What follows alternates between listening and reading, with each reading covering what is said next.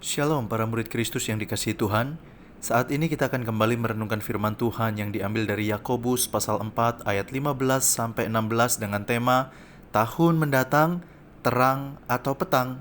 Saudara, menjelang masuk pada tahun yang baru, apa yang menjadi perasaan saudara? Bagi sebagian kita, memasuki tahun yang baru bisa sangat menggairahkan. Kita dapat melihat peluang atau kesempatan, ada perencanaan-perencanaan yang sudah kita buat dengan perhitungan yang cermat. Kita pun menjadi orang-orang yang percaya diri, apalagi sepanjang tahun kemarin kita telah membuat relasi-relasi yang kita pikir dapat menopang perkembangan diri atau pekerjaan kita. Orang-orang demikian biasanya berkata, tahun depan sukseslah kita. Semua sudah direncanakan dan disiapkan, pasti berhasil.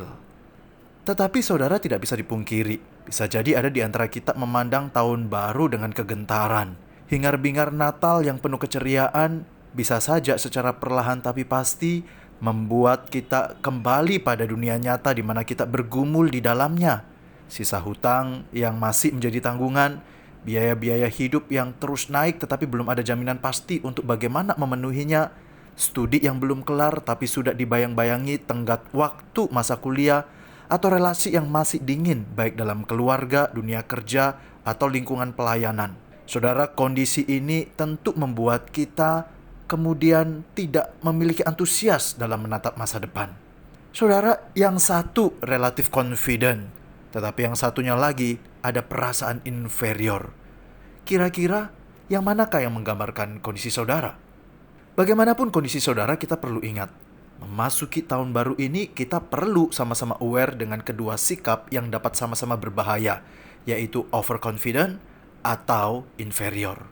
Surat Yakobus memberikan sebuah gambaran tentang seorang anak Tuhan yang hendak mengerjakan sesuatu berkaitan dengan masa depannya, dan di ayat 15-16 dikatakan demikian.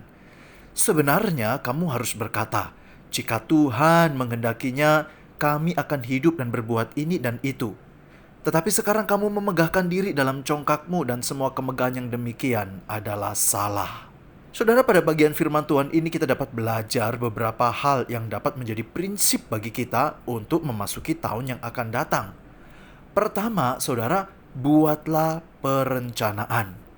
Jikalau kita melihat perikop yang kita baca secara keseluruhan, sebenarnya kita akan mengetahui bahwa Tuhan tidak anti pada orang yang membuat perencanaan, tetapi lebih pada peringatan supaya perencanaan dibarengi dengan sikap penyerahan pada Tuhan. Nah, dalam membuat perencanaan, saudara, ada tips praktis, yaitu alangkah baiknya jika perencanaan itu dituliskan. Saudara, dengan menuliskan perencanaan kita sepanjang 1 tahun, ini akan meminimalkan lupa dan membawa kita memiliki konsen pada apa yang menjadi target kita dalam setahun yang akan datang. Saudara, perencanaan ini biasa disebut dengan saya mau membuat komitmen atau saya mau membuat sebuah resolusi dalam hidup saya.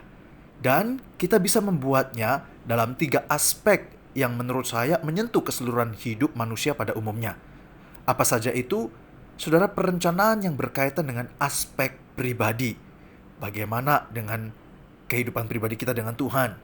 Apa karakter yang perlu kita ubahkan? Atau mungkin dari aspek kesehatan pribadi. Terus aspek yang kedua, saudara, bukan hanya pribadi, tetapi juga keluarga. Nah, saudara, aspek keluarga kita melihat, mereview bagaimana relasi kita dengan keluarga. Apakah kita perlu melakukan tanggung jawab tertentu sebagai anggota keluarga, baik itu peran kita sebagai seorang ayah, sebagai seorang mama, sebagai seorang suami, sebagai seorang istri, atau sebagai seorang anak ataupun saudara. Dan terakhir, tentu saja saudara bicara tentang area pekerjaan kita, entahkah itu studi, pelayanan, atau pekerjaan. Adakah strategi-strategi yang perlu untuk menjadi komitmen kita untuk kita kerjakan? Saudara, kita bisa menuliskan semuanya itu. Nah, yang kedua, saudara, tidak hanya kita membuat perencanaan, kita perlu juga melibatkan Tuhan. Ayat 15 berkata, jika Tuhan menghendakinya kami akan hidup dan berbuat ini dan itu, memberikan indikasi yang kuat mengenai nasihat supaya kita hidup dalam penyerahan pada Allah. Saudara, apa wujud konkret dari melibatkan Tuhan? Doakan dan serahkan perencanaan yang dibuat dan evaluasilah secara berkala. Dan dalam evaluasi nanti kita mulai proses mencari kehendak Tuhan lagi. Apakah Tuhan menghendaki kita mengubah strategi? Atau Tuhan menghendaki supaya kita berjuang lebih lagi? Apakah Tuhan menghendaki kita tetap memiliki ketekunan dan lain sebagainya?